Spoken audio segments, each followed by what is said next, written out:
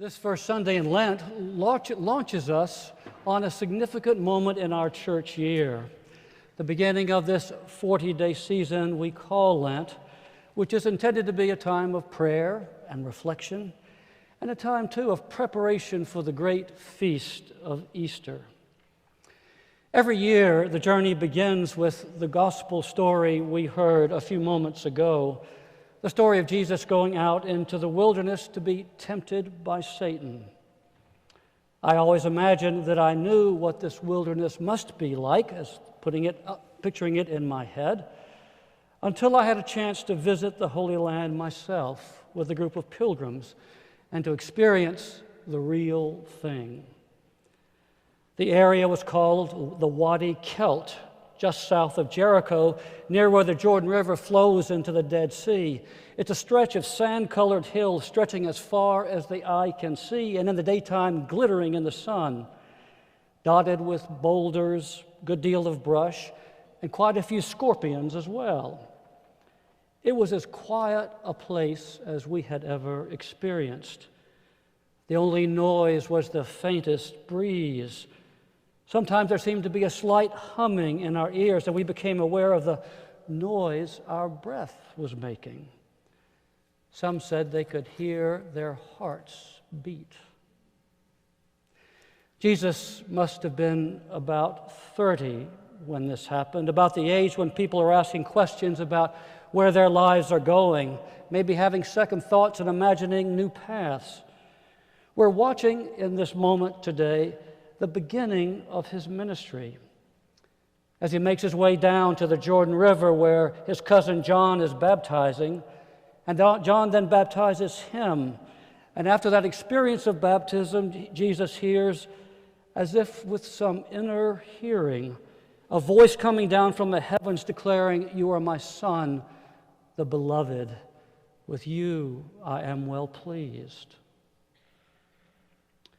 He had been claimed, it seems, for a mission, although he could hardly imagine what that was going to be. What did it mean, that voice speaking to him? Where would it take him? What would it ask of him? Then Mark's gospel tells us that the Spirit drove Jesus into the wilderness for 40 days. The actual verb is something like threw him out into the wilderness for those days, where he was tempted by Satan, that ancient name for the mysterious power in our world and in all of us that seeks to deceive, to corrupt, and to undermine us. St. Ignatius called Satan the enemy of our human nature. Satan is the seducer, the one who seeks to undermine ourselves, our communities, the world we are made to live in harmoniously. Now, all these years later, the church invites us to see Lent as our own 40 days in the wilderness. The word Lent comes from the Old English, which means spring, not just the return of flowers and leaves, but a springtime of the soul with sprigs of green and shoots of new life emerging within us. The church, through the years, knew itself well enough to know that it's easy for Christians, as with any other tradition, to become complacent about their faith, complacent about how it's living. And so the church, far back there, took this 40-day period of Jesus' time in the wilderness and claimed it to make this 40-day period of Lent a period of spiritual renewal, a chance for Christians to reclaim the vitality of their spiritual lives, to remember what they believe and why they believe it, and to ask what God was doing with them now. Preacher Barbara Brown Taylor calls Lent an outward bound for the soul, one of those wilderness experiences people take that are meant to stretch and challenge them. No one makes you do this thing, you know, but if you do, you give up the notion that you're in control for a while. You place yourself in the hands of strangers who ask you to do strange things like walk backwards over a precipice with nothing but a rope around your waist, or climb a sheer rock face with your fingers and toes only. And of course, in a true wilderness, there aren't any paths. There's no clear way to go. You have to use compasses and maps and your best instincts to find your way. And then comes the real test when you're alone for 24 hours. That is when you find out who you are, when you discover that you're really afraid, and you realize what you've done all along the way to defend yourself and feel secure. Jesus experiences this isolation and uncertainty for 40 days, living without the comforts and assurances of a regular life. For those 40 days, he's fasting, he is not eating, he is presumably without any shelter, he's beyond the company of his friends. It is just he in the wilderness, listening to the sounds of the desert and listening to the sounds of his own mind and heart. What is God saying to him? What is he being called to be and to do? Luke and Matthew's Gospels spell out the temptations. Satan calling on Jesus to change stones into bread, then to dazzle the crowds by leaping from the pinnacle of the temple. And then Satan tries to convince him that he will be awarded, Jesus will receive all the kingdoms of the earth if Jesus will bow down and worship him. All of those are invitations to gain power, to control, to manipulate, to convince ourselves that we are the center of everything. Ours is the pleasure that must be desired. Our worth and importance are primary. They have to do with impressing the crowds, being able to coerce and dominate. They're all appealing to what spiritual writer Thomas Merton called the false self lurking in all of us. The insecure, anxious inner self that needs to show and impress and always be right and convince ourselves of our own importance and worth. But Jesus repeatedly responds out of his own true self, his identity rooted in the God who made him. He answers those temptations with passages from Scripture that serve as his strength and shield to cling to. It must have been a struggle for him, being offered the power to direct the whole world, to fix this broken world, presumably, to command the rulers to change their ways, to impose a just society.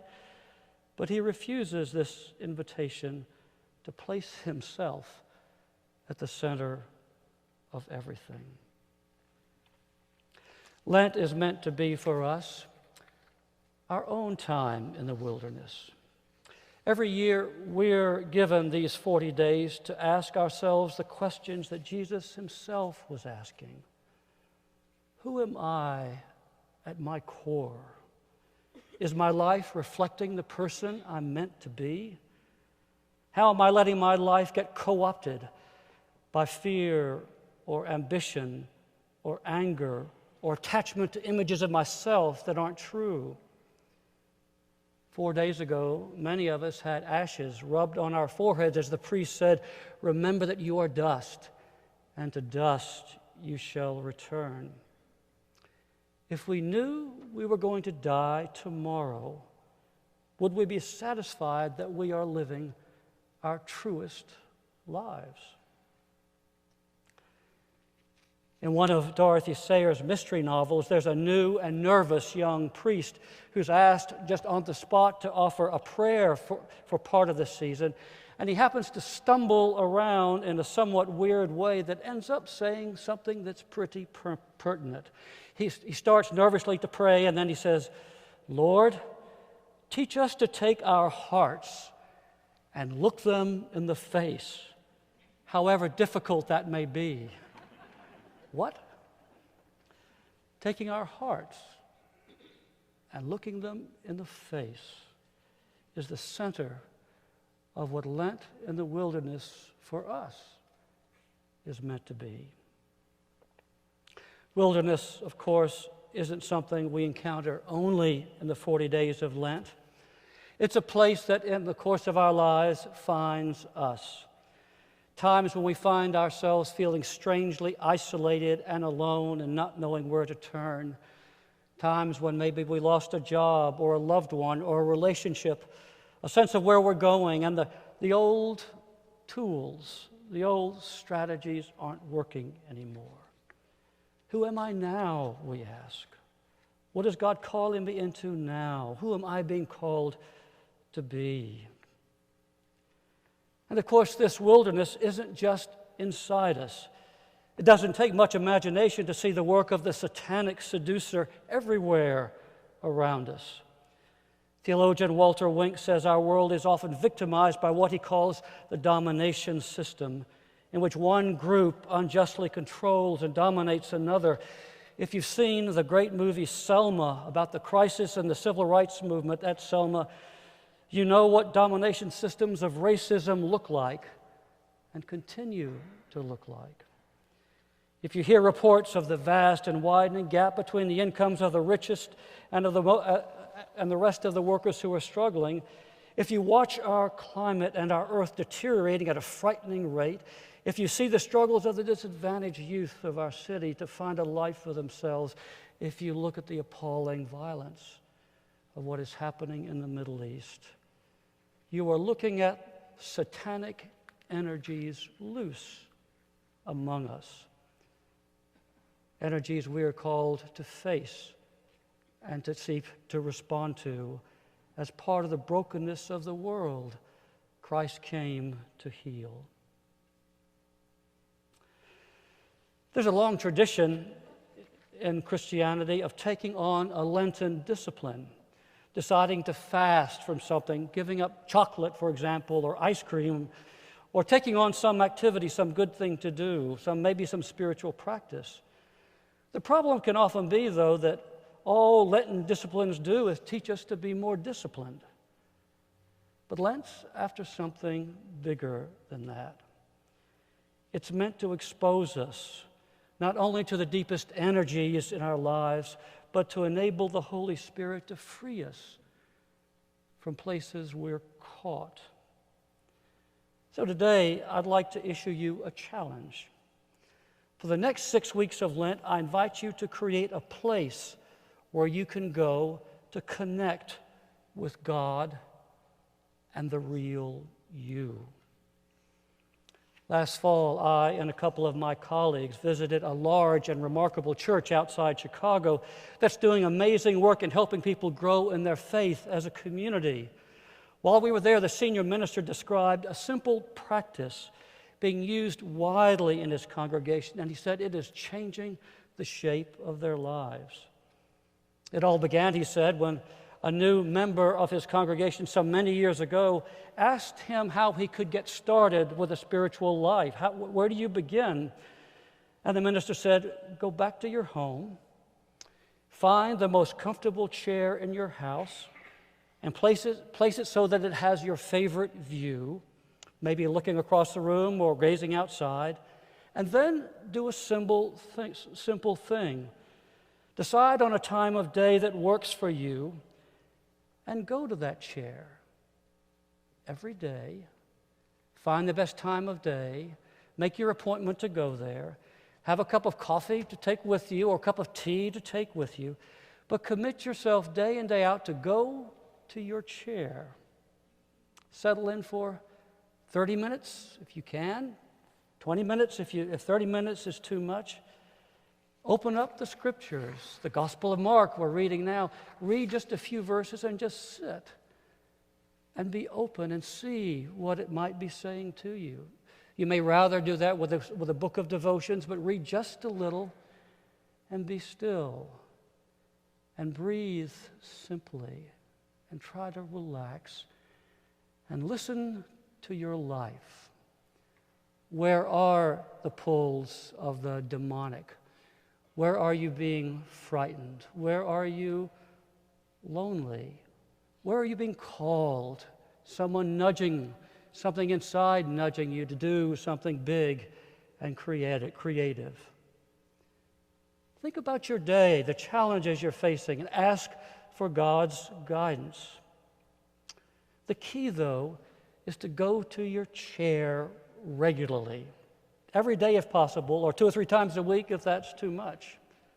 Well, the simple idea caught on at that church, and it spread actually like wildfire. And the young man the minister had first talked to went straight out after that first conversation and bought a handsome rocking chair and brought it home, and now, 25 years later, he's still going to his chair every day.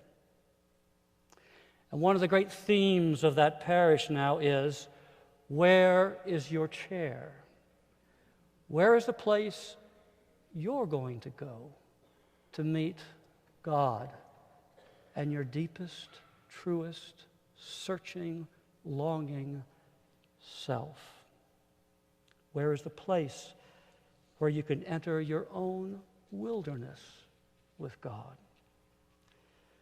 This morning I want to leave you with 3 questions. 1, where is your wilderness?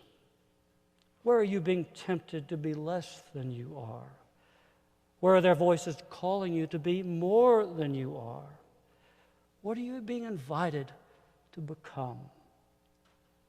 2, where is our wilderness? Where are we as a church or even as a nation being tempted and seduced to be less than we are? Where are we being called to resist the Satan of our domination systems and create a just world? And 3, where is your chair? Where is your meeting place with God? And when are you going to go there? The good news for all of us is that we don't go into the wilderness alone. The whole point of Lent is that, hard as it may be to face our inner tempters, God is there with us. And this mighty fortress of a God promises to lead us all the way through. I wish you many adventures and many blessings in your wilderness journey.